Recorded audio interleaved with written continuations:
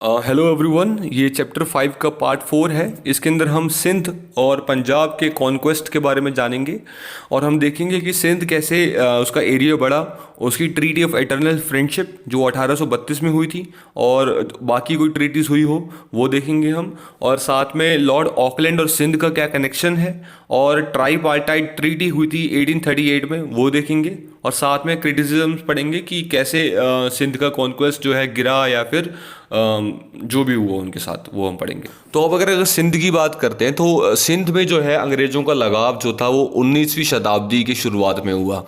ठीक है, अंग्रेजों ने क्या करा कि मतलब उनको पास ट्रेड फैसिलिटीज़ तो थी क्योंकि फरमान ऑथराइज कर रखा था मुगल एम्परर ने 1630 के अंदर, और फरमान जो है वो सिंध के पोर्ट्स पर इनको प्रिविलेज दे रहा था कि वो अपनी ट्रेड को बढ़ा सकते हैं, ट्रेड को एनहेंस कर सकते हैं। जैसे कि वो हर जगह कर रहे थे वो उन्होंने सोचा सिंध में भी कर लेते हैं। तो ऐसे ब्रिटिशर्स ने सिंध पे काबू करने की कोशिश करी। अब सिंध की अगर हम शुरुआत देखते हैं तो सबसे पहला पॉइंट आता है तलपुरा आमिर के राइज का। ठीक है, तो तलपुरा आमिर कौन थे, कैसे इनका राइज हुआ वो पढ़ते हैं पहले। तो कहानी इसकी शुरू होती है 1630 से। मुगलों ने जब फरमान इशू कर रखा था ब्रिटिशर्स को, ईस्ट इंडिया कंपनी को, कि जाओ आपके पास प्रिविलेज है ट्रेड करने का। तो जैसे इंडिया के बाकी पोर्ट्स में प्रिविलेज था ब्रिटिशर्स के पास, ऐसे ही उन्होंने सिंध के पास ले लिया। ठीक है, हालांकि सिंध भी उनको इसलिए इंटरेस्ट आया कि उन्होंने सोचा कि यार यहाँ से अगर हम ट्रेड करते हैं तो हमें ज़्यादा प्रॉफिट मिलेगा और ये जगह भी अच्छी है, ये जो पोर्ट है ये काफ़ी बढ़िया पोर्ट है। ठीक है, तो अब 18 सेंचुरी की बात है। 18 सेंचुरी से पहले जो है मुगल्स वहाँ पे राज करते थे, और मुगल्स के राज के बाद कलोरा चीफ जो है वहाँ पर आके राज करने लगे। कलोरा चीफ का जो राजा था, राजा गुलाम शाह, उन्होंने, उनके रिलेशन जो थे अंग्रेज़ों के साथ, ईस्ट इंडिया कंपनी के साथ काफ़ी अच्छे थे। ठीक है, क्या हुआ 1758 में कलोरा गुलाम शाह के रूलिंग में ईस्ट इंडिया कंपनी ने अपनी पहली फैक्ट्री जो है वहाँ पे इस्टेब्लिश कर दी थी, जो थी थट्टा में। थट्टा एक टाउन सा है सिंध के अंदर। ठीक है, उसके बाद क्या हुआ, गुलाम शाह की कोर्ट में ही उन्होंने अपनी रेजिडेंसी भी खोल ली थी, और 1761 से लेकर 1775 तक रिलेशन इतने अच्छे हो गए कि उन्होंने ये मांग रख ली कि बाकी कोई यूरोपियन जो है सिंध में ट्रेड नहीं करेगा हमारे अलावा। तो उन्होंने कहा ठीक है, मेरे को क्या दिक्कत हो रही है। तो उसके बाद 1775 में नया कलोरा चीफ आया, सरफराज खान। सरफराज खान जो है, जितना जितना प्यारे रिलेशन गुलाम शाह के साथ थे अंग्रेज़ों के, उतना ही ख़राब रिलेशन थे सरफराज खान के साथ। तो सरफराज खान ने बोला भाई ईस्ट इंडिया कंपनी को अपनी फैक्ट्री वैक्ट्री बंद करो, हमें नहीं चाहिए आपकी कोई मदद, और हमें आप पसंद नहीं हो। ठीक है, 1775 चल रही है। उसके बाद क्या होता है, अब आता है थोड़ा सा बैक चलते हैं, फ्लैशबैक चलते हैं। 1770 में बलूचिस्तान से एक ट्राइब जो है सिंध में घुस जाता है, सेटल हो जाता है। उसका नाम था तलपुरास। ठीक है, तलपुरास जो है धीरे धीरे अपनी पावर गेन करते हैं और 1783 में सिंध को अपनी पावर में ले लेते हैं, और कलोरास को एग्जाइल करना पड़ता है, यानी कि निकलना पड़ता है यहाँ से। तलपुरास में बेसिकली 4 तलपुरा ब्रदर होते हैं जिनका नाम चार यार के नाम से फेमस है, चार यार। ठीक है, तो वो जो है सिंध को अपने अकॉर्डिंग डिवाइड कर लेते हैं और उसके ऊपर रूल करते हैं। इन चारों को नाम से जाना जाता है आमिर, AMIRS, अमीर्स के नाम से जाना जाता है इनको, अमीर्स ऑफ सिंध। ठीक है, अब ये जो आमिर्स हैं ना सिंध के, ये जो बेसिकली अफगान दुरानियों के हैं ये बंदे। ठीक है, ये उनको ट्रिब्यूट पे कर रहे हैं क्योंकि दुरानी तो अब रहा नहीं है, उसका बच्चा, उसका जो बेटा है वो शासन कर रहा है, और ये जो है अफगानियों के मतलब कैटेगरी से आए हैं, वहीं से आए हैं, और ये उनको ट्रिब्यूट कर रहे हैं। तो बेसिकली अब सिंध पर जो है अफगान राज कर रहे हैं। ठीक है, अब इन्होंने अपनी जो टेरिटरी है वो चारों दिशाओं से एक्सपेंड करना शुरू कर दी है। 1783 का ये था माहौल। अब बात करते हैं 1799 में क्या हुआ। हम जानते हैं कि जब टीपू सुल्तान का एंग्लो मैसूर वॉर चल रहा था तो उसने कई जगह चिट्ठी लिखी थी, और चिट्ठी में एक नेपोलियन को भी चिट्ठी लिखी थी कि नेपोलियन से उनकी अच्छी खासी यारी है, और फ्रेंच के साथ तो वैसे ही उनका उठना बैठना होता है, तो वो मदद करने के लिए आए, उनको चिट्ठी लिखी थी। लेकिन नेपोलियन जो थे वो इजिप्ट के साथ फंसे हुए थे वॉर में, तो इसलिए वो आ नहीं पाए, और इसकी वजह से जो है टीपू सुल्तान की मौत हो गई थी।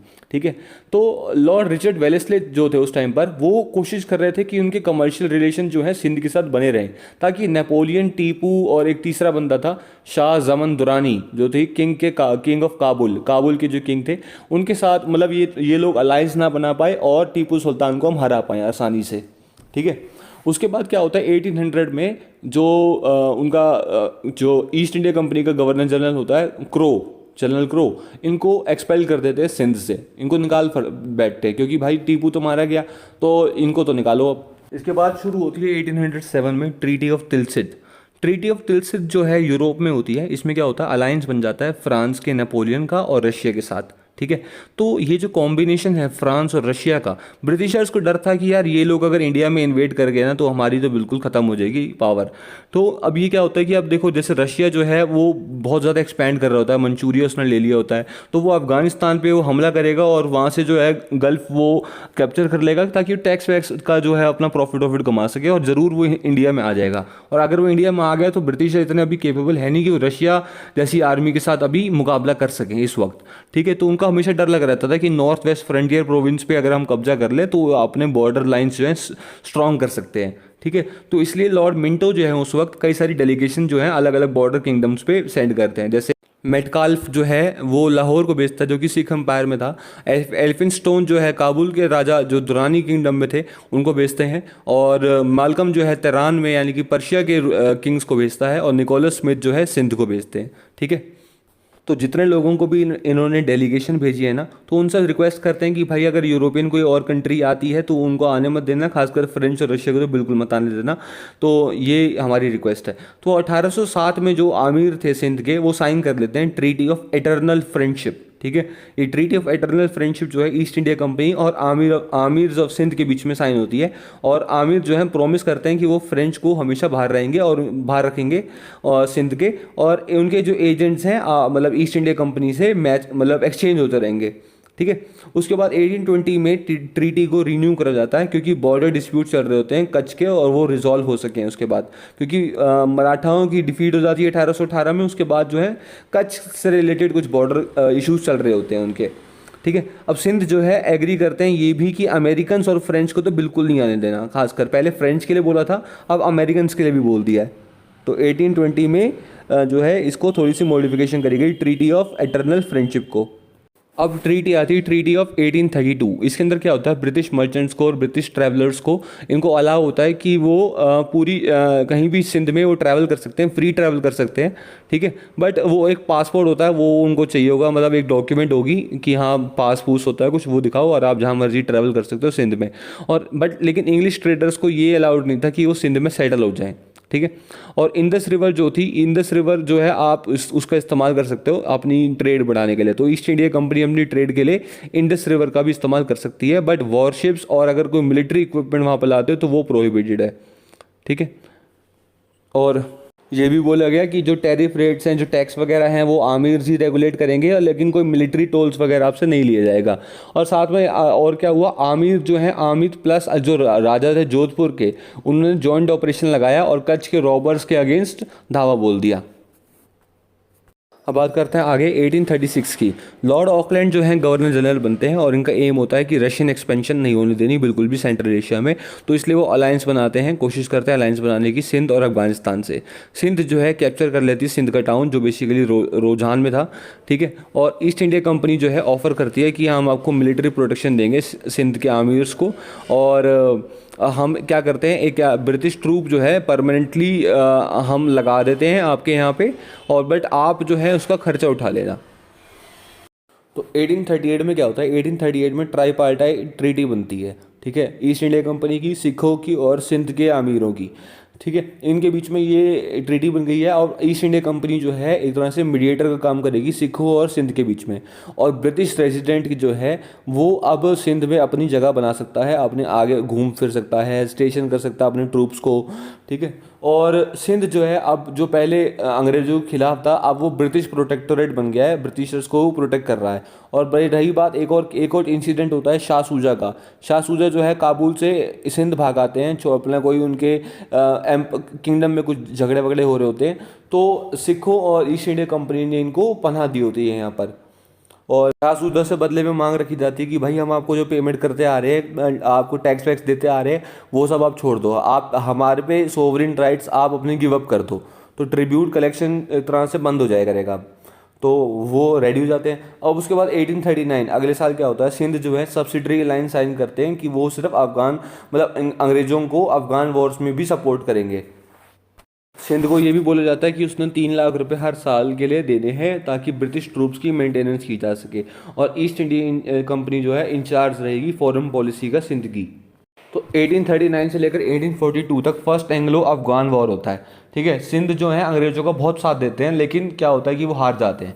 लेकिन ब्रिटिशर्स कहते हैं कि नहीं नहीं, हमारा क्या साथ दिया तुमने तो हमारे ढंग से साथ नहीं दिया, और तुम्हारे ना साथ देने की वजह से हम यहाँ पे जो है वॉर जो है हारे हैं, तो तुमने हमारे साथ धोखा करा है। तो आमिर जो होते हैं सिंध के, उनके ऊपर चार्ज लग जाता है ट्रेजन का। और अब जो है अब एक और ट्रीटी साइन कर लेते हैं कि आप हमें कंपनसेट करो। अंग्रेज जो बोलते हैं सिंध को कि आप हमें कंपनसेट करो, क्योंकि आपकी वजह से हम युद्ध जो है हारे हैं। तो अब कंपनसेशन में क्या होता है कि कुछ और प्रोविंसेस जो हैं सिंध को गंवाने होते हैं अपनी टेरिटरी से, और ईस्ट इंडिया कंपनी की जो शिप्स होंगी इंडस पे, उसका जो भी फ्यूल का खर्चा होगा वो सिंध चुकाएगा। और आमिर जो है वो अपनी करेंसी अब मिंट नहीं कर सकते, वहाँ पर आप अमीर की करेंसी नहीं चलेगी। उसके बाद आखिरी घड़ी आती है 1843 की सिंध में। तो ईस्ट इंडिया कंपनी जो है इंटरवीन करती है सिंध में। क्या हो क्या हो रहा होता है कि आमिर जो है सक्सेशन स्ट्रगल कर रहे होते हैं कि अब आगे कौन संभालेगा, कौन शासन बनेगा, और वैसे भी इनकी पावर जो है धीरे धीरे कम हो चुकी होती है। तो ब्रिटिशर जब इंटरवीन करते हैं, आपको पता ही है कि वो कैसे उनकी टेक्निक्स होती है गेम डालने की अपनी। तो फिर जो है आमिर्स को वो कैप्चर कर लेते हैं और आमिर्स को निकाल देते हैं, और वापस जो है वो आमिर जो लोग रहते हैं वापस बलूचिस्तान पहुंच जाते हैं, और सिंध जो है अब अनेक्स हो जाता है ईस्ट इंडिया कंपनी के अंदर। तब बात करते हैं सिखों के बारे में। तो सबसे पहले आते हैं सिख मिसल्स। पहले आपको बता दूं 1708 में गुरु गोविंद सिंह जी की मृत्यु हो जाती है, और बंदा बहादुर जो है उसके बाद आखिरी सिख स्ट्रगल में पार्ट लेते हैं और मुगलों से लड़ाइयाँ करते हैं, और 1716 में मुगलों की आर्मी जो है उनको कैप्चर कर लेती है और दिल्ली में एग्जीक्यूट कर देती है। उसके बाद 1716 से लेकर 1799 तक जो है मिसल सिखों की जो है वो राज करती है। मिसल क्या है? ये बेसिकली जो सिखों का जो मैप था उस टाइम पर, उसकी डायनेस्टीज हैं ये 12 तरीके की, 12 सिख मिसल थी, 12 किंगडम से बटा हुआ था पूरा पंजाब रीजन। ये एक तरह से कॉन्फेडरेसी की तरह एक्ट करते थे। और इन्होंने क्या करा, अफगानियों के साथ, अब्दालियों के साथ भी लड़ा, साथ में मुगलों के साथ भी लड़ा। तो बेसिकली इनको पावर कब मिलती है इतनी, ये इनको पावर मिलती है अपनी थर्ड बैटल ऑफ पानीपत के बाद। थर्ड बैटल ऑफ पानीपत के बाद अब्दालियों को भी थोड़ा सा जो है लॉस होता फाइनेंशियली, और इनकी जो है जो डायनेस्टी है वो थोड़ी डाबाडोल हो जाती है, और मराठों को भी काफ़ी नुकसान होता है। तो यहाँ पर ये जो है सिखों का बड़ा फायदा मिलता है इस टाइम पर। जो इनका जो पूरा एरिया था, जो अफगानिस्तान जो लोग अटैक कर पा रहे थे, वो मिसल जो है वो पूरी स्ट्रांग हो जाती है। तो 1760 से लेकर 1800 तक का जो एरा है काफ़ी स्ट्रांग रहता है इनको। और रही बात अगर हम अहमद शाह अब्दाली की, तो वो तो अब था नहीं। तो उसके बाद जो बेटा था उसका तैमूर शाह, वो अपने इंटरनल स्ट्रगल्स की वजह से पंजाब कभी आ नहीं पाया इतना, और तो फिर इसलिए पंजाब का जो रीजन है बहुत स्ट्रांग हो जाता है। इवन जो पटियाला के राजा थे उनको महाराजा का टाइटल भी तैमूर शाह दे देते हैं। और अब हालांकि इनकी बात करें तो मिसल में थोड़ी बहुत छोटी मोटी लड़ाइयाँ होती रहती थी बीच में आपस में, लेकिन जब बड़ी कोई आती थी आर्मी फौज करने के लिए, तो ये पूरा इकट्ठे हो जाते थे और फिर ये उनसे लड़ते थे। इसके बाद बारी आती है कि सिख एम्पायर जो मिसल थे इनका कंसोलिडेशन होता है। तो रंजीत सिंह पैदा होते हैं शुक्र चकिया मिसल में, ठीक है। ये क्या करते हैं 1799 में, ये अभी 19 साल के हुए होते हैं, और ये मिसल को बाकी सारे मिसल्स को हरा देते हैं, कि किसी को डिप्लोमेसी में मिला देते हैं, किसी को शादी के जरिए जो है अपना बना लेते हैं। तो पूरा कंसोलिडेट करके सारी मिसल को एक पूरा बड़ा सिख एम्पायर बना देते हैं, और उसका कैपिटल रखते हैं लाहौर। तो 1799 से लेकर 1849 तक सिख एम्पायर बहुत बड़ा होता है। तो यहाँ से शुरुआत होती है, 1799 में ही सिख एम्पायर जो है पूरा बनता है। अगर हम पूरी रिलीजन की हिस्ट्री देखते हैं, तो सिख जो रिलीजन है उसकी फाउंडेशन करते हैं गुरु नानक देव जी 15वीं सेंचुरी में। अब गुरु नानक देव जी के बाद जो है बाकी 9 जो हैं और गुरु बनते हैं। गुरु नानक देव जी की जो जन्म हुआ था वो 1469 में हुआ था, और इनकी जो डेथ हुई थी वो 1539 में हुई थी। 1539 के बाद गुरु अंगद देव जो इनके डिसिपल थे वो गुरु बने अगले। अब गुरु अंगद देव जी के बारे में अगर आपसे 2 बातें पूछी जाएँ, तो वो 2 बातें ये हैं कि इन्होंने ही गुरुमुखी की स्थापना करी थी, और लंगर सिस्टम जो है सिखों के कल्चर में यही लाए थे। उसके बाद 1552 में गुरु अंगद देव जी की मृत्यु हुई, और उसके बाद गुरु अमरदास थे वो पहले वैष्णवाइद थे, ठीक है, वैष्णव भक्त थे। लेकिन एट दी एज ऑफ 60 जब वो गुरु अंगद देव जी से मिले थे, तब उन्होंने सिख धर्म को अपनाया था, और एट दी एज ऑफ 73 ये गुरु अमरदास बने थे। उसके बाद 1574 में जो है गुरु रामदास जो है सिख धर्म के 4th गुरु बने थे। तो 1574 में गुरु रामदास जी आए। इन्होंने क्या करा, रामदास टाउन निर्माण करा था, जो कि आगे चल के अमृतसर बन गया था, और रामदास में ही एक सरोवर का निर्माण भी इन्होंने करा था। उसी के बाद गुरु अर्जन देव जी आए, उन्होंने उसी सरोवर के आसपास एक गुरुद्वारे का निर्माण करा था, गुरुद्वारा हरमिंदर साहिब। और उसी के बाद जो है महाराजा रणजीत सिंह ने उस गुरुद्वारे को सोने से कवर कर दिया था, इसलिए उसको फिर गोल्डन टेम्पल के नाम से भी जाना जाता है। गुरु अर्जन देव जी जो गुरु बने थे वो 1581 में बने थे। इसके बाद आता है 1600 का वक्त, जब गुरु हरगोबिंद जो हैं अगले गुरु बनते हैं, सिख कम्युनिटी के 6th गुरु होते हैं और 11 साल की उम्र होती है इनकी जब ये गुरु बनते हैं। तो हरगोबिंद जी से पहले जो बाकी जितने भी गुरु थे वो सारे स्पिरिचुअल गुरुज थे बेसिकली। तो उस टाइम पे क्या हुआ, जब गुरु अर्जन देव जी जब गुरु थे अपने, तो उस टाइम पे जो मुगल एम्परर जहांगीर था उसका बेटा था खुसरो, उसने उनको कंडेम करने की कोशिश करी। तो वो जो है भागकर, खुसरो जो है भागकर गुरु अर्जन देव जी के पास आ गया, उन्होंने उनको आशीर्वाद दिया। और यही बात जो है मुगल एम्परर जहांगीर को ये बात पसंद नहीं आई, तो उन्होंने कोशिश करी कि गुरु अर्जन देव को इस्लाम में कन्वर्ट कर दी जाए, और फिर जब वो नहीं माने तो उनको फिर उन्होंने मार दिया। इसके बाद जो है गुरु हरगोबिंद ने सिख कम्युनिटी को एक मिलिटेंट फाइटिंग कम्युनिटी में कन्वर्ट करने की शुरुआत रख दी थी। तो गुरु हरगोबिंद जो हैं 1606 में पहले गुरु थे जिन्होंने सिख कम्युनिटी को मिलिटेंट फाइटिंग कम्युनिटी में कन्वर्ट करने की शुरुआत कर दी थी। और इसी के बाद गुरु हरराय, गुरु हरकृष्ण और गुरु तेग बहादुर जो है इस मिलिटेंट कम्युनिटी को प्रमोट करते हैं, मिलिटेंसी को जो है प्रमोट करते हैं। गुरु तेग बहादुर जो है गुरु अर्जन देव के बाद दूसरे गुरु थे जिनको मुगलों ने मार दिया था। इनका सर जो है सर कलम कर दिया था मुगलों ने। गुरु तेग बहादुर की जिनसे लड़ाई हुई थी उस मुगल का नाम था औरंगजेब। इसके बाद के जो अगले गुरु थे वो गुरु गोबिंद सिंह जी थे, जो आखिरी गुरु थे। गुरु गोबिंद सिंह ने औरंगजेब के साथ कई लड़ाइयाँ लड़ी, जिनमें से ज़्यादातर इनको जीत मिली। लेकिन दुख की बात यह थी कि इन्हीं लड़ाइयों में ही 4 साहिबजादों की मृत्यु होती है। 2 को युद्ध भूमि में मार दिया जाता है और 2 को दीवार में जिंदा चिनवा दिया जाता है, क्योंकि वो इस्लाम जो है इस्लाम में अपने आप को कन्वर्ट नहीं कर रहे थे। 4 साहिबजादे जो हैं बहुत ही बहादुरी से वीरगति को प्राप्त हो गए थे। 1699 में ही गुरु गोबिंद सिंह जी ने खालसा पंथ की शुरुआत करी थी, और इस टाइम पर ही सिख कम्युनिटी को एक मिलिट्री फोर्स से हटकर एक पॉलिटिकल फोर्स भी उन्होंने बना दिया था। यानी कि इनसे पहले जो है सिख अपनी मिलिटेंसी को तो ध्यान दे रहा था, अपने आप को प्रोटेक्ट करने में तो ध्यान दे ही रहा था, लेकिन अब जो है वो टेरिटोरियल एक्सपेंशन की भी सोच रहा था और एम्पायर एस्टैब्लिश करने की भी सोच रहा था। 1708 की बात है, मुस्लिम कमांडर वजीर खान ने ही गुरु गोबिंद सिंह जी को एसेसिनेट करवा दिया था।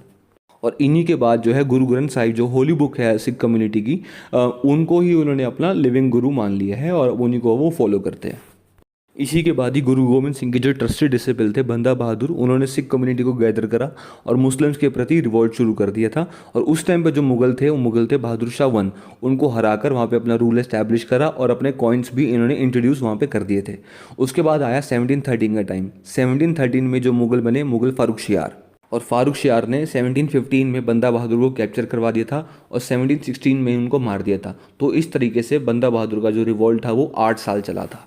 उनकी डेथ के बाद जो सिख कम्युनिटी थी वो लीडरलेस हो गई थी, उनका कोई लीडर नहीं था, तो वो 2 कम्युनिटी में बट गई। एक ग्रुप का नाम था बंदाई और दूसरे ग्रुप का नाम था तत् खालसा। बंदाई ग्रुप था कम्युनिटी का, सिख कम्युनिटी का, वो बहुत ही लिबरल लोग थे, और जो तत् खालसा थे वो बहुत ही ऑर्थोडॉक्स थे, बहुत ही कट्टर कम्युनिटी के लोग थे। तो दोनों कम्युनिटी के बीच में थोड़ा बहुत रिफ्ट चलता रहता था। और ये जो रिफ्ट है ये भाई मनी सिंह के द्वारा जब वो इन्फ्लुएंस में आए थे तब जाकर उनका ये जो रिफ्ट है वो ख़त्म हुआ था। और जब भाई मनी सिंह आए थे तब ईयर था 1721, और इसके ऑलमोस्ट 60 साल के बाद 1784 में कपूर सिंह फैजलपुरिया ने दोबारा से सिख कम्युनिटी को रीऑर्गेनाइज करा था। उस बैनर का नाम रखा था दल खालसा। अब दल खालसा का बेसिकली ऑब्जेक्टिव ये था कि जितने भी सिख कम्युनिटी के फॉलोअर्स हैं उनको सिखिज़म के बेसिस पे, पॉलिटिकली बेसिस पे, कल्चरली बेसिस पे, इकोनॉमिकली बेसिस पे यूनाइट करा जाए। ठीक है, अब दल खालसा में 2 तरह के लोग थे, एक बूढ़ा दल था और एक तरुण दल था। जो बूढ़े दल थे वो बेसिकली वेटरन्स की आर्मी थी, जो बहुत ही पुराने और बहुत ही जाबाज और बहुत ही ट्रेंड क्या कहते हैं फाइटर्स हैं। ठीक है, और तरुण दल में जो यंग फाइटर्स की आर्मी थी। ठीक है, तो याद रखिए किसने करा था, कपूर सिंह फैजलपुरिया ने। यहाँ बात चल रही है 18th सेंचुरी की, तो हमें पता है मुगल एम्पायर इस वक्त बहुत ज़्यादा वीक हो चुका था, क्योंकि अहमद शाह अब्दाली जो है बार बार हिंदुस्तान में इन्वेड कर रहा था और कम से कम 8 बार कर चुका था, 1748 से लेकर 1767 तक। नादिर शाह भी जो है इन्वेड करके गए थे और मुगल एम्पायर को वीक कर गए थे। और 1773 में जो है अब्दाली जो है ट्यूमर से मर गया था। तो ये जो है बहुत सुनहरा मौका था दल खालसा को अपनी जो है पावर बढ़ाने का। तो यहाँ जो है दोनों चीज़ें कमज़ोर हैं। यहाँ पर अफ़गान्स भी कमज़ोर हो गए हैं, यहाँ पर जो है मुगल्स भी कमज़ोर हो गए हैं। तो ये जो है एक बहुत ही गोल्डन अपॉर्चुनिटी है दल खालसा को अपनी पॉलिटिकल सिचुएशंस को दोबारा ऑर्गेनाइज करने की और अपनी कम्युनिटी को दोबारा कंसोलिडेट करने की। अब इन्होंने क्या करा, अब इन्होंने दल, पहले पहले आपको दल खालसा का स्ट्रक्चर बता दूं। दल खालसा के अंदर जो है वो दल खालसा पूरा का पूरा मिसलों में बटा हुआ था, ठीक है। टोटल 12 मिसलें थी, और मिसल जो वर्ड है वो एक तरह से अरबी वर्ड है, उसका मतलब होता था इक्वल या अलाइक। मिसल को हम स्टेट या प्रोविंसेस के नाम से भी अब कह सकते हैं। अब 1763 से लेकर 1773 तक जो है इस टाइम पर ये मिसल जो है ये राज कर रही थी। अगर हम इनका टेरिटोरियल बेसिस देखें तो सहारनपुर से लेकर मुल्तान, मुल्तान से लेकर अटोक, और अटोक से लेकर नॉर्थन जो माउंटेन्स रीजन है वो सारा का सारा कवर हो रखा था। सहारनपुर ईस्ट साइड हो गया, मुल्तान वेस्ट हो गया, अटोक जो है साउदर्न हो गया, और माउंटेन्स हो गए नॉर्दर्न हो गए, ठीक है। तो ये पूरा स्ट्रक्चर, पूरा एरिया जो है वो मिसल के द्वारा कवर था। अब इन मिसल की खास बात क्या थी कि ये प्रिंसिपल ऑफ इक्वालिटी फॉलो करते थे। सब मेंबर्स के पास इक्वल वॉइस थी कि वो अपना आवाज़ उठा सकें और जो मिसल के जो अफेयर्स वगैरह हैं वो डिसाइड कर सकें। साथ में इनमें क्या होता था कि यहाँ पर चीफ और अदर ऑफिसर्स अपॉइंट होते थे, और वो अपॉइंट कैसे होते थे, इलेक्शन के जरिए होते थे। जो मिसल के मेंबर्स हैं वो इलेक्ट करते थे नया अपना चीफ या कोई और ऑफिसर्स। एक तरह से डेमोक्रेटिक सिस्टम यहाँ पर लागू हुआ था। और मिसल जो है एक तरह से सारे अपने सॉवरिन थे, कोई किसी के इंटरनल मैटर में ज़्यादा इंटरफेयर नहीं करता था। अब इनका एक और ख़ास बात ये थी कि इनका जो सेंट्रल एडमिनिस्ट्रेशन सिस्टम था वो गुरुमत संघ के आधार पर करा जाता था, जो कि एक पॉलिटिकली, सोशल और इकोनॉमिकल सिस्टम था। तो 1780 तक अराउंड 12 मिसल थी, ठीक है, जिनमें अगर हम नाम जानते हैं तो पहले आलूवालिया, दूसरा भंगी, तीसरा नकाई, चौथा फैसलपुरिया, पांचवा कन्हैया, छठा था कोरा सिंघिया, और सातवीं जो थी वो शुक्र चकिया थी, जो कि बहुत इंपॉर्टेंट है। अगर आपको शुक्र चकिया नाम याद नहीं है तो फिर थोड़ा दिक्कत आ सकती है, क्योंकि इसके अंदर बहुत चीज़ें इंपॉर्टेंट आएगी अभी। और आठवीं थी निशानियाँ, उसके बाद फुलाकिया, उसके बाद रामगढ़िया, उसके बाद शाहिद, और उसके बाद दल्लेवालिया।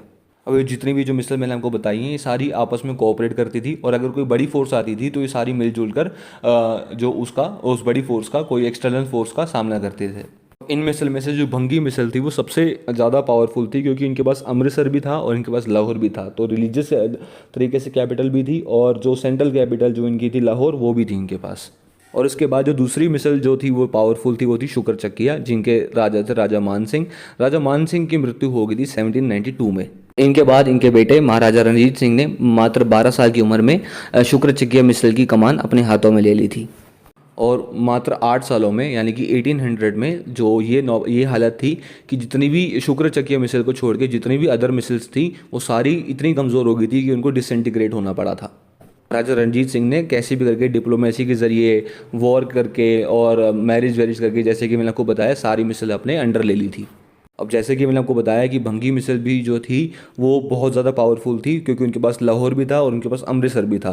तो महाराजा रणजीत सिंह ने सबसे पहले लाहौर पे कब्जा करा था 1799 में, और 1802 में जो है अमृतसर भी एक्वायर कर लिया था। इस तरीके से महाराजा रणजीत सिंह के पास रिलीजियस कैपिटल भी और सेंट्रल कैपिटल दोनों आ गई थी, यानी कि अमृतसर भी आ गया था और लाहौर भी आ गया था। लेकिन बात यह थी कि 1797 में जो अफगान रूलर जमन शाह थे उन्होंने पंजाब पे आक्रमण कर दिया था, लेकिन महाराजा रणजीत सिंह ने इस अटैक को जो है विफल कर दिया था, और अब जीत जो थी महाराजा रणजीत सिंह की हो गई थी। पूरे पंजाब में जो है वाह वाह हो गई है, क्योंकि मात्र 17 साल का लड़का अफगानों को हरा रहा है, ठीक है। तो 1797 में पहला वॉर हुआ, 1798 में जमन शाह ने सोचा दोबारा अटैक करने के लिए, तो दोबारा भी रणजीत सिंह ने उनको हरा दिया, और इस टाइम जब अफगानों को पंजाब छोड़ के भागना पड़ा था। अफगानिस्तान में जो है अब गद्दी को लेकर लड़ाई हो रही है, सिविल वॉर हो रहा है, और जमन शाह को निकालना पड़ा गद्दी से, डीथ्रोन करके महमूद शाह जो है अब अफगान के रूलर बन गए थे। उसके अगले साल ही महमूद शाह को भी हटा दिया, और उसके बाद आगे आने वाले 30 साल तक ये जो स्ट्रगल है सिविल वॉर का ये चलता ही रहा। कौन गद्दी पे बैठेगा कौन नहीं बैठेगा कोई डिसाइड ही नहीं हुआ ढंग से। अब सतलुज नदी के ऊपर वाला जो एरिया है वहाँ पर पूरा का पूरा कंट्रोल महाराजा रंजीत सिंह का था, लेकिन नीचे भी जो सतलुज नदी के जो नीचे वाला एरिया जो साउथ वाला एरिया है वहाँ पर भी इन्फ्लुएंस था, लेकिन पूरी तरीके से नहीं था। और जो नॉर्थ साइड में जो चीफ्स थे वो जो उनका वहाँ पर कब्जा था ही, महाराजा रंजीत सिंह का वहाँ पर कब्जा था ही, तो वहाँ पर जो सिख चीफ्स थे उनको उन्होंने ज़मींदार और जागीरदार में कन्वर्ट कर दिया था, ट्रांसफॉर्म कर दिया था, तो वो बहुत बड़े ज़मींदार और बहुत बड़े जागीरदार बन गए थे वहाँ पर। और अब था साल 1801, महाराजा रंजीत सिंह ने अपने आप को महाराजा ऑफ पंजाब की उपाधि दी थी, और इस तरीके से बना था अब नया सिख एम्पायर। ठीक है, वापस हम बैक टू बेसिक्स आ गए हैं। तो महाराजा रंजीत सिंह ने अपनी जो आर्मी थी बहुत ही पावरफुल, बहुत ही डिसिप्लिन तरीके से तैयार करी थी, और बहुत ही वेल इक्विप्ड आर्मी तैयार करी थी। और इन्होंने इनको जो है यूरोपियन लाइन्स पे तैयार करा था, और यूरोपियन इंस्ट्रक्टर्स भी इन्होंने रखे हुए थे कि हमारे जो सोल्जर्स हैं वो यूरोपियन जो तरीके हैं जो वॉर के वो सीखेंगे।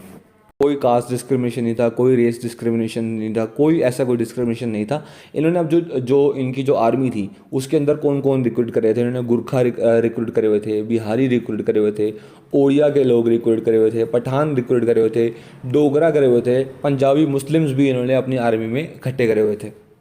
लोग ये भी कहते हैं कि ब्रिटिश आर्मी के बाद अगर कोई आर्मी जो पावरफुल होगी वो महाराजा रंजीत सिंह की आर्मी थी। इनकी जो आर्मी थी बहुत ज़्यादा डिसिप्लिन्ड आर्मी थी, और जो इनके जर्नल्स थे वो इतने ज़्यादा पावरफुल, इतने ज़्यादा वीर और इतने ज़्यादा बहादुर जर्नल्स थे कि पूरी वर्ल्ड हिस्ट्री में देख लो तो उनके जैसा कोई नहीं होगा। मोहकम चंद, दीवान चंद, हरि सिंह नलवा, जिनके जिनके मृत शरीर से देखकर अफगान लोग डर के भाग गए थे, और राम दयाल, ऐसे बड़े बड़े जर्नल्स इनकी आर्मी में थे। और रंजीत सिंह ने भी इनका बहुत ख्याल रखा, इनके उन्होंने पूरा ध्यान रखा था कि इनकी आर्मी को रेगुलर पेमेंट टाइम पे मिल जाए, जर्नल्स को भी टाइम पे पेमेंट मिले और आर्मी को भी टाइम पे पेमेंट मिले। तो पूरा डिसिप्लिन, पूरा स्ट्रक्चराइज सिस्टम था इनकी आर्मी का। तो अब पढ़ते हैं हम अपना ट्रीटी ऑफ अमृतसर के बारे में। जैसे कि हम जानते हैं 1807 में रशिया और फ्रांस के बीच में एक ट्रीटी हुई थी, उसका नाम था ट्रीटी ऑफ तिलसित। तो रशिया के अलेक्जेंडर वन और फ्रांस के नेपोलियन, इन दोनों ने वो ट्रीटी साइन करी थी, और उसमें ये डिसाइड करा गया था कि ये दोनों पावर मिलकर जो है लैंड रूट के थ्रू जो है इंडिया को इन्वेड करने वाले हैं, जिसका अलार्म जो है पहली इंग्लिश लोगों के पास आ गया था।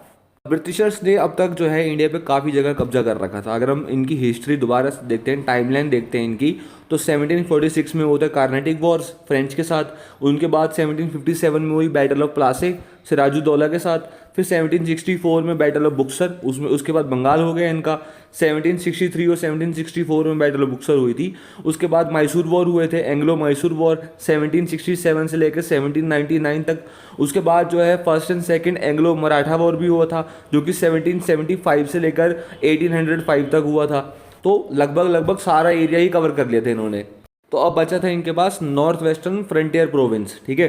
तो जैसे ही इन्होंने देखा कि भाई रशिया और फ्रांस मिलकर इंडिया पे अटैक करने वाले हैं और इन्वेड करने वाले हैं, तो इन्होंने अपनी पॉलिसी चालू करी, रिंग फेंस पॉलिसी। ब्रिटिशर्स ने क्या करा, देखो अगर हम इंडिया, रशिया और फ्रांस आते हैं यहाँ पर कंट्री में, तो सबसे पहले वो ईरान में आते, फिर वो अफगानिस्तान में आते, फिर वो पंजाब में आते, और अगर वो थोड़ा साउथ से आते तो वो सिंध पहुँचते पहले, ठीक है।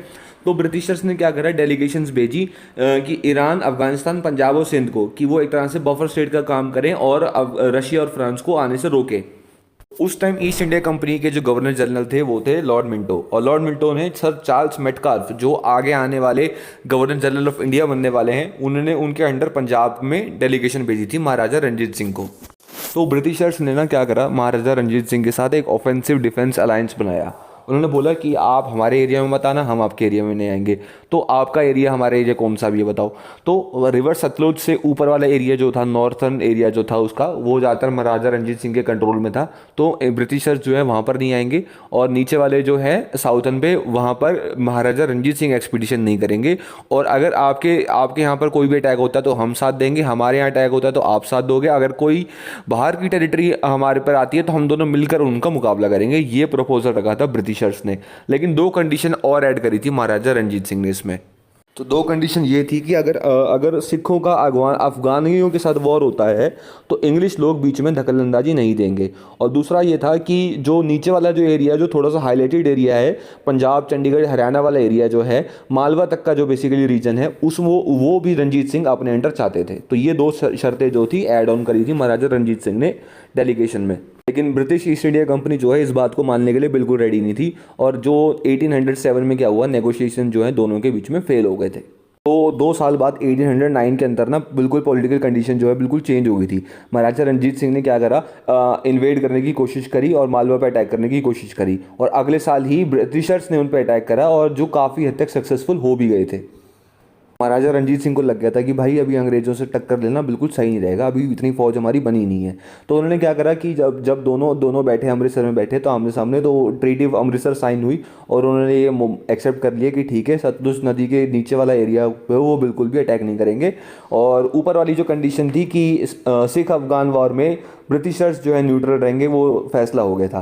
तो अब जो महाराजा रंजीत सिंह के नीचे तो जान सकते हैं सतलुज रिवर के नीचे, तो वो उन्होंने क्या क्या कवर करा। तो 1818 में उन्होंने मुल्तान कवर कर लिया, 1834 में पेशावर कर लिया, और 1819 में कश्मीर पे भी उनकी पकड़ बना ली। अब थोड़ा सा डाउनफॉल की बात करते हैं। बहुत ज़्यादा राइज हो गया सिखों का, ठीक है। तो महाराजा रंजीत सिंह की कई सारी रानियाँ थी, ठीक है, लेकिन उनमें से सिर्फ 5 रानियाँ थी, मेहताब कौर, दातर कौर, जिंदल कौर, रतन कौर और दया कौर, जिनके पुत्र हुए थे, ठीक है। और महाराजा रंजीत सिंह के 8 बेटे थे। तो पहली जो रानी थी मेहताब कौर, उसके 3 बच्चे थे, ईशर सिंह, तारा सिंह, शेर सिंह। तारा सिंह और शेर सिंह जो थे जुड़वा थे, और ईशर सिंह की मौत हो गई थी मात्र 2 महीने में ही। तारा सिंह और शेर सिंह जो थे वो जुड़वा थे, तो और महाराजा रंजीत सिंह मानता था कि ये बच्चे जो हैं मेरे नहीं हैं, और उनको नाजायज मानता था। और बात रही लास्ट 2 बीवियों की, रतन कौर और दया कौर, वो साहिब सिंह भंगी की बीवी वाइफ थी, और महाराजा रंजीत सिंह ने उनसे बाद में शादी कर ली थी, तो उनके बेटों को भी वो कुछ ज़्यादा कंसीडर नहीं करते थे। उनके बेटे थे मुल्ताना सिंह, कश्मीरा सिंह और पशौरा सिंह।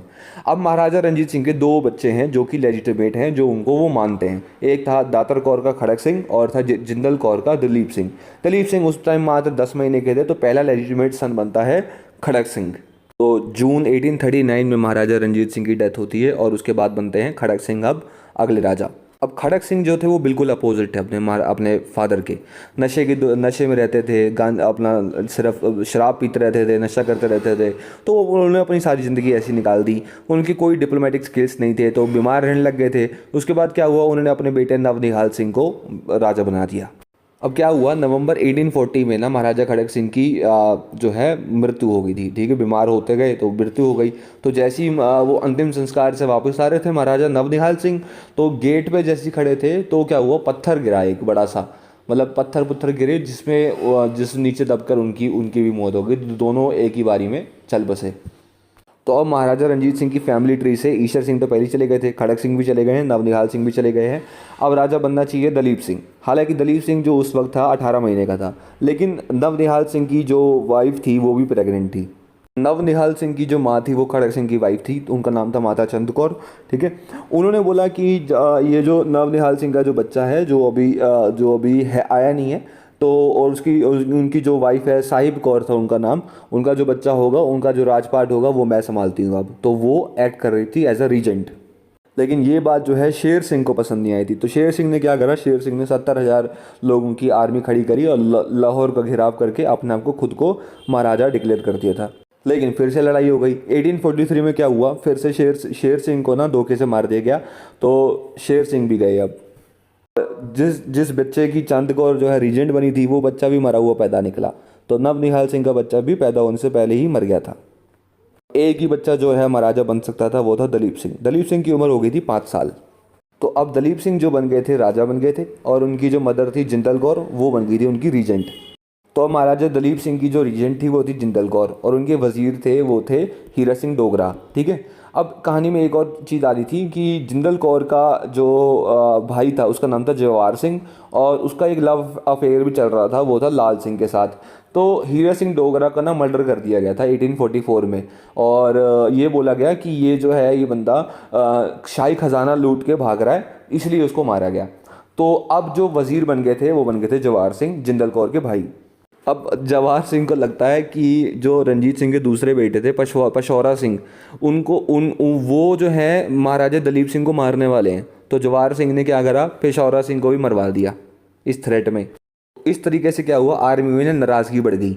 तो 1845 में जवाहर सिंह को भी मरवा दिया गया। होना गया था, तो जिंदल कौर के जो लव अफेयर थे लाल सिंह, उन्होंने आर्मी को अपनी तरफ करा और वो बन गए अब नए वजीर।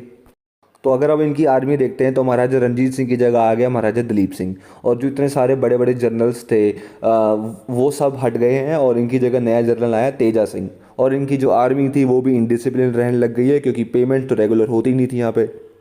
तो बिल्कुल ही अपोजिट हो गया। जितनी बड़ी इतनी ताकतवर आर्मी थी सिखों की, वो सब चेंज होकर ऐसी आर्मी में कन्वर्ट हो गई है। तो इन पिछले 5 सालों में ना बहुत बुरा हाल हो गया पंजाब का। सत्ता पे सत्ता पलटती जा रही है, स्टेट ऑफ एनार्की जैसी हालत हो गई है। तो अब जो होएगा वो होएगा फर्स्ट एंग्लो सिख वॉर, ठीक है। हाँ, अब एंग्लो सिख वॉर के बारे में हम जानेंगे, क्या बैकग्राउंड है, क्यों हुए थे और क्या नतीजा निकला था, इनके बारे में हम कवर करते हैं। अब जैसे कि हम जानते हैं कि भाई सतलुज नदी के नीचे वाला अंग्रेज़ों का है, सतलुज नदी के ऊपर वाला इलाका जो है लाहौर किंगडम यानी कि सिखों का है। लेकिन फिर भी अब देख, खबर तो आई गई है कि लाहौर किंगडम में थोड़ा सा डाबाडोल हो गया है, सीन कमज़ोर हो गए हैं सिख कम्युनिटी वाले। तो सोचा कि कुछ ना कुछ करा जाए, थोड़ा बहुत टांग अड़ाई जाए, एक्सपेंशन करी जाए टेरिटरी का। तो ब्रिटिशर्स के माइंड में कुछ प्लान चलता अब। तो देखो सीन क्या है, 1842 में सबसे पहले फर्स्ट एंग्लो अफगान वॉर जो है खत्म हो चुका होता है, ठीक है, मतलब बस 1842 में खत्म हो जाता है। और 1843 में सिंध जो है अनेक्स कर लिया होता है ईस्ट इंडिया कंपनी ने। और अब आते हैं 1845 में लॉर्ड हार्डिंग्स, ठीक है। लॉर्ड हार्डिंग्स जो क्या करते हैं, वो सतलुज नदी के आसपास ना अपने ट्रूप्स जो है भेजने शुरू कर देते हैं। धीरे धीरे धीरे धीरे धीरे सारे ट्रूप्स जो है सतलुज नदी के आसपास आने लग जाते हैं। तो अब नदी के आसपास आ चुके हैं, तो अब क्या होता है कि लाहौर किंगडम वाले समझ नहीं पा रहे कि क्या चल क्या रहा है। तो क्या होता है कि 11 दिसंबर 1845 में कुछ 2-4 बंदे जो होते हैं वो नदी पार करके उस एरिया में आ जाते हैं जहां पर उनका इन्फ्लुएंस होता है, ठीक है, देखने की क्या मामला क्या है। तो यही बात का फायदा उठा लेते हैं वो लोग। तो ये जो एरिया होता है डिस्प्यूटेड एरिया होता है, तो ब्रिटिशर्स कहते हैं कि आपने जो है अब ट्रीटी ऑफ अमृतसर का ब्रीच करा है। और यही बात का तो फायदा उठाया अंग्रेजों ने। उसके बाद क्या करा, उन्होंने बोला कि भाई ये तो वॉर होगा, अब जस्टिफिकेशन हो गई वॉर की। तो दिसंबर 1845 में ब्रिटिशर्स ने वॉर कर दिया, और पहला वॉर होता अब एंग्लो सिख वॉर दिसंबर 1845 में। अब भाई अब सिखों के पास थी 50,000 की आर्मी, और ब्रिटिशर्स के पास थी मात्र 20 या 30,000 की आर्मी। आराम से जीत सकते थे, लेकिन वही जनरल जो है तेजा सिंह और लाल सिंह थे, वजीर जो था। अभी जो दोनों तेजा सिंह और लाल सिंह थे ना, ये पहले अंग्रेजों से मिले हुए थे, तो इनकी हार तो तय ही थी। तो जो वॉर शुरू हुआ था दिसंबर 1845 में शुरू हुआ, और मार्च 1846 में ही ख़त्म हो गया, और यहाँ बन गई ट्रीटी ऑफ लाहौर। तो अब जो ट्रीटी साइन होती है, बहुत ही ज़्यादा ह्यूमिलेटिंग ट्रीटी साइन होती है। सुनो क्या क्या होता है। पहले तो वो कहते हैं कि हमें कोई दिक्कत नहीं है, दिलीप सिंह जो है रूलर बने, कोई बने, क्या फ़र्क पड़ता है हमें, लाल सिंह वजीर बने, जिंदल कौर रीजेंट बने, कोई चक्कर नहीं है। लेकिन तुम्हारी जो सेना है यार, बहुत ज़्यादा लंबी सेना है, इसको एक काम करो, कम करो, आधे फौजी हमारे ले लो और अपने फौजी हमें दे दो, ठीक है। उसके बाद एक ब्रिटिश रेजिडेंट आपके यहाँ बनेगा, हेनरी लॉरेंस जो है वो संभालेंगे उसकी कमांड, और आपके यहाँ पे वो देखेगा कि अगर आप कुछ गड़बड़ी कर रहे हो तो फिर हमें बताएगा वो, ठीक है। कि ट्रीटी ऑफ लाहौर जो है मार्च 1846 को साइन हुई थी, ये बात याद रख लेना, ठीक है। उसके बाद अब दो भाई वॉर इंडेमनिटी, आपके साथ युद्ध करके हमारा खर्चा हुआ 1 करोड़ रुपए का, 1 करोड़ रुपए लाओ फटाफट। तो उन्होंने कोशिश करी, लेकिन 1 करोड़ तो नहीं थे भाई, कहाँ से देते पैसे। तो फिर क्या करा कि उनका कुछ हिस्सा जो है जम्मू कश्मीर जो है लाहौर का जो एरिया था, वो गुलाम सिंह को सेंड भेज दिया। गुलाम सिंह से 75 लाख रुपए ऐसे कुछ आए थे शायद, ठीक है। तो बाकी पैसे तो भी नहीं हो पाए पूरे। इसके बाद जो है जलंधर डोब जो था, ब्यास और सतलुज का एरिया जो है, वो भी ब्रिटिशर्स को दे दिया। तो अब सिख लोगों को बहुत ज़्यादा ये बेशर्मी की बात हुई तो उन्होंने क्या करा, रिबेल करने की कोशिश करी। और रिबेल तो क्या ही करते वो, अंग्रेजों ने फिर दबा लिया। और अगली जो ट्रीटी हुई, ट्रीटी ऑफ भैरोवाल, ये इससे भी ज़्यादा ह्यूमिलेटिंग हुई थी। ट्रीटी ऑफ भैरोवाल में क्या होगा, जो रीजेंट थी हमारी जिंदल कौर, उनको भेजा बनारस कि जाओ, आप जाओ अपना काम करो अब, और बनारस में रहो आप गंगा किनारे, और आपको पेंशन जो है मिलती रहेगी। उसके बाद जो है ब्रिटिश रेसिडेंट जो है हेनरी लॉरेंस, इन्होंने क्या बनाया, एक रेजेंसी काउंसिल बनाया कि अब ये बनेंगे रीजेंट आपके, और इसके अंडर जो है 8 सरदार जो थे वो काम करेंगे। तो इससे बात पता लग गई थी कि भाई अब जो रियल रूलर था पंजाब का, वो ब्रिटिश रेजिडेंट बन चुके हैं, और अंग्रेजों के पास इंडिपेंडेंट मतलब इन्होंने इंडिपेंडेंस गेन कर ली है, और पंजाब की इंडिपेंडेंस खत्म हो गई है, अब वो वैसल स्टेट नहीं रहा। तो अब बात करते हैं सेकंड एंग्लो सिख वॉर के बारे में। ठीक है। तो जब रंजीत सिंह जी ने बाकी जगहों पर जब अपनी फतेह हासिल करी थी, तो उन्होंने गवर्नर अपॉइंट कर रखे थे। ऐसी मुल्तान के गवर्नर उन्होंने अपॉइंट करा था दीवान मुलराज। जनता जो है बहुत ज़्यादा उनके फेवर में थी, बहुत इन्फ्लुएंस था उनका वहाँ पर। तो ब्रिटिश रेजिडेंट हेनरी लॉरेंस ने बोला कि अब हमें रेवेन्यू इंक्रीज करने की ज़रूरत है, रेवेन्यू इंक्रीज करके दो। मुलराज ने बोला मैं रेवेन्यू इंक्रीज नहीं करूँगा, ना ही कोई पुराना वो हिसाब किताब वो चुका रहे थे, ठीक है। तो उन्होंने कहा कि ठीक है देख लूंगा, जो होगा सो होगा। अब ब्रिटिश रेजिडेंट ने क्या करा, वो जो है दिलीप सिंह को बोलते हैं लाहौर किंगडम में कि अब हमें मुलराज को रिप्लेस करने की जरूरत है, ये बंदा ढंग का काम नहीं कर रहा। तो अब ब्रिटिश रेजिडेंट से लेफ्टिनेंट पैट्रिक वेंस एंग्रयू और लेफ्टिनेंट एंडरसन, साथ में नया सिख गवर्नर जाता है मुल्तान। तो मुल्तान की जो सभा है ना, वो पहली भड़की हुई थी, और ये चाहती थी कि दीवान मुलराज ही रहेगा और कोई नहीं रहेगा यहाँ पर। तो वो क्या करते हैं, वो पैट्रिक वेंस को और एंडरसन को, दोनों को, लेफ्टिनेंट्स को मार देते हैं। तो अब क्या होता है कि उस टाइम पर जो गवर्नर जनरल थे ब्रिटिश ईस्ट इंडिया कंपनी के, वो थे लॉर्ड डलहौजी। उन्होंने क्या करा, ये उन्होंने देखा कि यार ये जो मौका है ना, ये बहुत गोल्डन अपॉर्चुनिटी है पंजाब को अनेक्स करने की। तो वो पहले क्या करते हैं, 1848 का टाइम, अब 1848 में वो पंजाब को बोल देते हैं कि पंजाब जो है अब स्टेट बन चुका है रिबेलियन का, और लॉर्ड डलहौजी जो है इसके ऊपर अटैक कर देते हैं। ठीक है, तो एंग्लो सिख वॉर की शुरुआत हो जाती है 1848 से और ये चलता है 1849 तक। इस वॉर के दौरान 3 वॉर और होती हैं, रामनगर की वॉर, बैटल ऑफ रामनगर, एक होता है बैटल ऑफ छिल्लनवाला, और तीसरा होता है बैटल ऑफ गुजरात। जो गुजरात है वो आज का गुजरात नहीं है, वो पाकिस्तान अब का एक छोटा सा शहर सा है, वो है गुजरात। होना क्या था, एक साल बाद जो है सिख आर्मी ने सरेंडर कर दिया, पंजाब अनेक्स हो गया और एक 3 मेंबर बोर्ड बना जो गवर्न करता पंजाब को। लेकिन वो 3 मेंबर बोर्ड की जगह अब आ गए थे चीफ कमिश्नर, और चीफ कमिश्नर जो है पंजाब को गवर्न करेंगे, और चीफ कमिश्नर बने थे जॉन लॉरेंस, जो कि हेनरी लॉरेंस के भाई थे। ऐसे हुई थी ब्रिटिशर्स की कॉन्क्वेस्ट सिंध और पंजाब पे। आशा करता हूँ आपको ये वीडियो पसंद आई होगी। शुक्रिया। अगली वीडियो में हम इसका चैप्टर 5 को पूरा कवर कर देंगे। Till then, thank you and have a nice day.